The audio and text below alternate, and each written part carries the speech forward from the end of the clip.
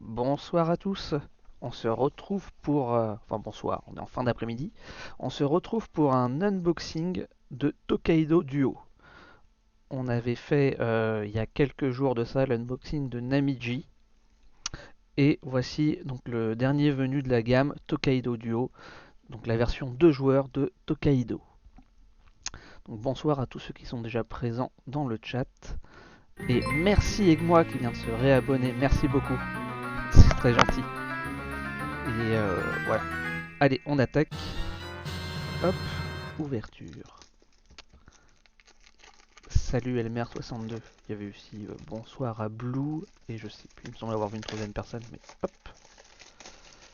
Tac.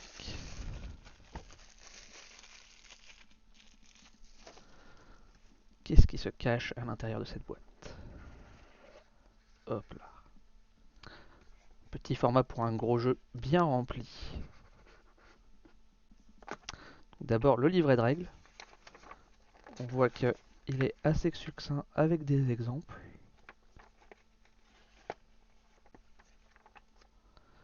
Voilà.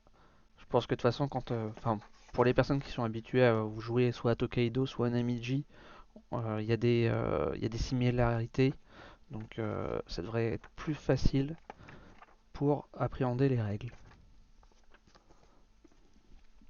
On a des punchboards, donc les plateaux joueurs et des tokens. Donc, tac, normalement on a deux fois les trois mêmes personnages, puisqu'il y a un peintre, un artiste et un marchand. Hop. Ouais, de toute façon ils sont dos à dos. Tac. Donc là on a les pèlerins, si je dis pas de bêtises. Ouais, bah voilà, j'ai commencé à dépuncher. Les pèlerins, les peintres, ça doit être ça. Et pour l'autre personne, le peintre, c'est celui-là. Tac. Et enfin, on a donc les deux marchands.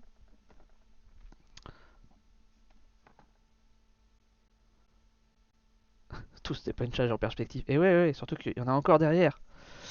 Donc ça, c'est les tableaux, ça, si je dis pas de bêtises, pour les peintres. Ça, c'est des pièces, je sais plus le nom exact, de pièces d'or, enfin des tuiles or qu'on échange quand on a des pièces pour les objectifs des marchands.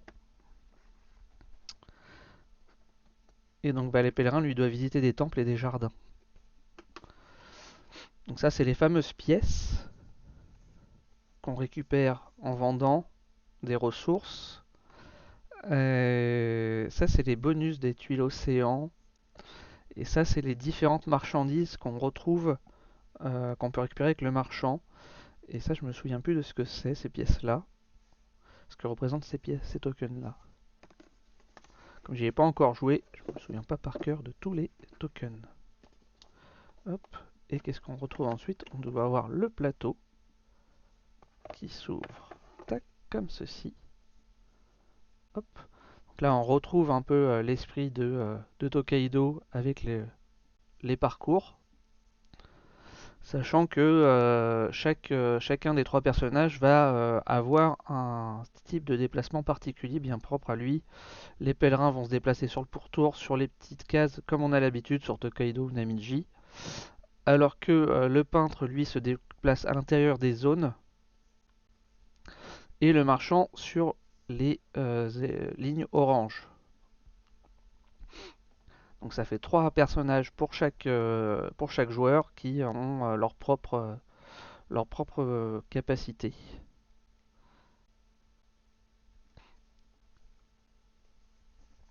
Voilà pour ce joli petit plateau. Et donc on retrouve pour les joueurs, ah ça avait fait débat les différentes couleurs qui se voyaient pas bien, blanc et marron, et donc ça a changé. Et donc maintenant c'est vert et violet, ça se voit quand même beaucoup mieux, et je pense que même sur le plateau, ce sera beaucoup plus intéressant. Si je laisse le plateau ouvert, si tu me refais un petit zoom, ça pourrait être pas mal. Non, t'as pas envie de refaire? Voilà, mise au point.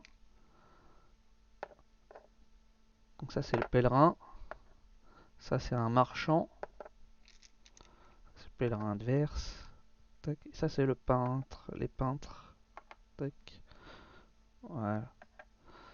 Ça se voit quand même beaucoup mieux que ce qui s'était fait à l'origine qui était blanc et marron. Où je trouve que effectivement, surtout le blanc sur fond blanc, c'était pas très très visible.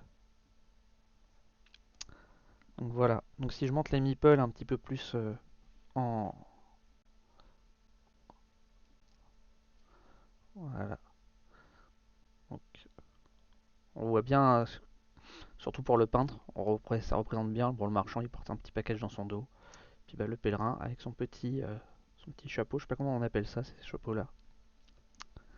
Hop là. Ça, c'est les pions joueurs. On va mettre dans le sachet.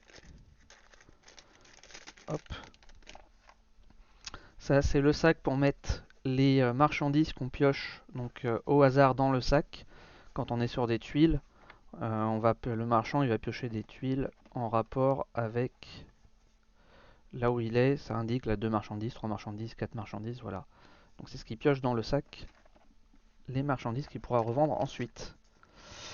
Ces petits tokens là, je ne sais plus à quoi ils servent. Je pense que c'est pour les plateaux joueurs, mais j'ai un doute. Je préfère pas dire de bêtises, mais voilà, on a 2 petits tokens ronds de chaque couleur. Et ça, ce sont les dés. Donc on va aussi changer de couleur, puisqu'à la base, il y en avait un vert et un violet, il me semble.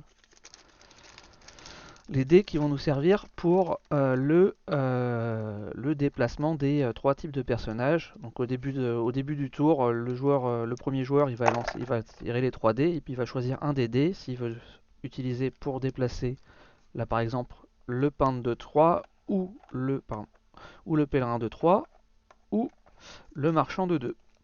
Donc il prend un dé, celui qu'il veut, puis l'autre joueur prend l'autre dé, et le premier joueur reprend le dé.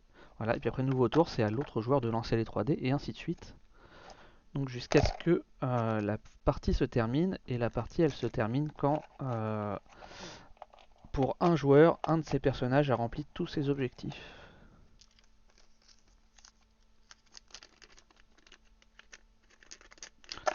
Tac.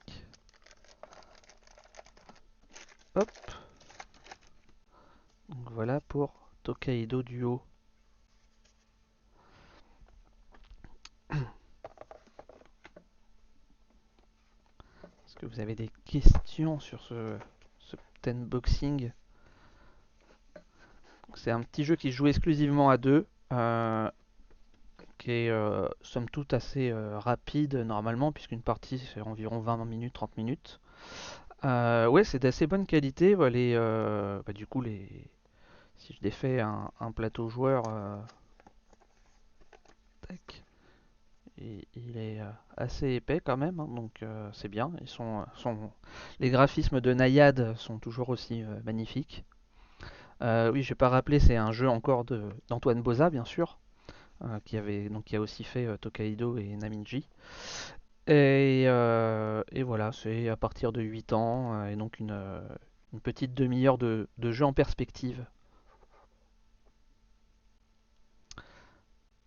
Beaucoup de matos. Oui, bah, il y a surtout beaucoup de tokens en fait pour gérer toutes les ressources. Ah oui, voilà, c'est ça, ça sert à ça les deux jetons. Oui, c'est ça, on les positionne sur les deux petits pions, c'est ça, sur son plateau joueur. C'est pour son pèlerin. Parce que quand on a dépunché, après on positionne là où on en est. Bon, là j'ai pris un de chaque couleur, mais voilà. Où on en est sur la piste des jardins et où on en est sur la piste des temples. Donc à chaque fois qu'on visite un temple, on avance sur la piste, qui sont représentés par les torii. Et à chaque fois qu'on visite un jardin, bah, on avance sur la piste jardin. Et donc quand on s'arrête sur une tuile océan, on prend un des petits jetons océan qui nous offre un bonus. Voilà, etc. On va pas faire le détail des règles, hein, c'est pas l'objectif, mais voilà, comme ça donne un aperçu du matériel et, et du fonctionnement du jeu. Hop. Euh, une vingtaine d'euros. Alors, j'ai pas été vérifier le prix, mais effectivement, je pense qu'on est dans ces eaux-là. Je dirais 25 euros, on peut. Bon, je sais pas, je vais aller voir.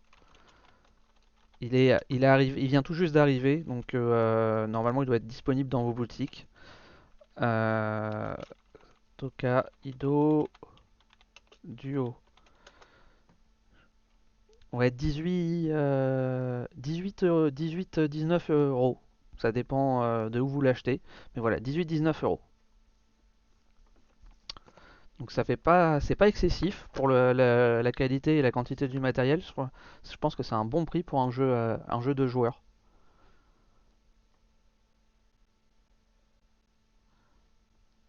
Ouais, c'est un bon prix.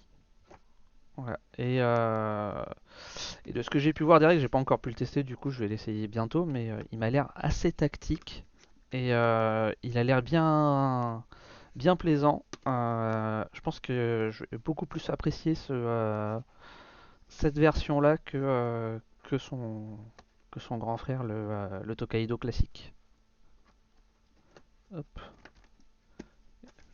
tac, je range tout dans la boîte. Hop, voilà. Un unboxing assez court pour un jeu qui a quand même pas relativement quand même pas mal de matériel pour un jeu de joueurs.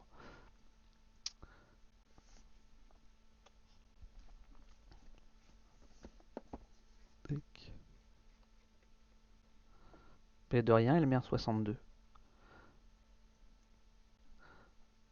Hop. Est-ce que vous avez d'autres questions ou est-ce que ah tiens, j'ai oublié de ranger le sac.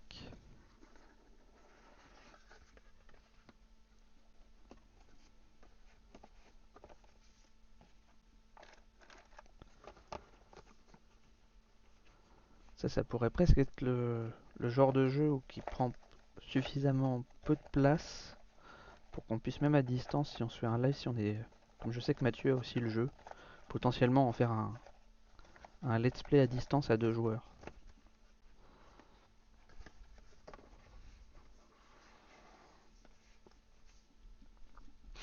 Bon bah a priori, puisque vous n'avez pas d'autres questions sur le jeu, on va pouvoir mettre fin à cet unboxing. Donc merci à tous pour votre présence. Et puis pour ceux donc, qui vont voir ça sur YouTube en replay, n'hésitez pas à mettre un pouce et un commentaire, à dire ce que vous en pensez. Ça fait toujours plaisir et ça nous aide aussi beaucoup. Bonne fin d'après-midi à tous et on se retrouve très bientôt pour d'autres lives. Donc à savoir semaine prochaine, lundi, un live sur Pokémon, si je dis pas de bêtises, donc de Mathieu. Et si je me reprends le planning, hop, euh, mardi entre rôlistes sur une review de l'anneau unique. Et mercredi, la Ludic Squad, où on vous fera notre petite sélection de nos jeux pour Noël, ce qu'il faut demander à avoir sous le sapin. Voilà, voilà. Allez, bonne fin de soirée et bonne fin de week-end à tous. Salut, salut.